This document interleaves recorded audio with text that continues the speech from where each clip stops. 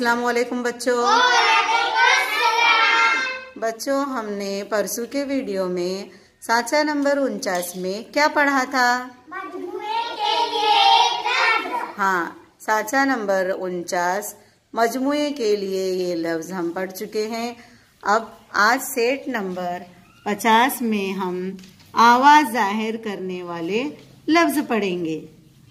चिड़िया उड़े फुर फुर, मेंढक बोले टर टर, चिड़िया बोले चूं चूं, ढोल बाजे डुम डुम डम डम, बिल्ली बोले म्याऊ म्याऊ, पानी टपके टिप टिप, चले टिक टिक, चक्के चले घुर घुर, कबूतर बोले गुटर गु,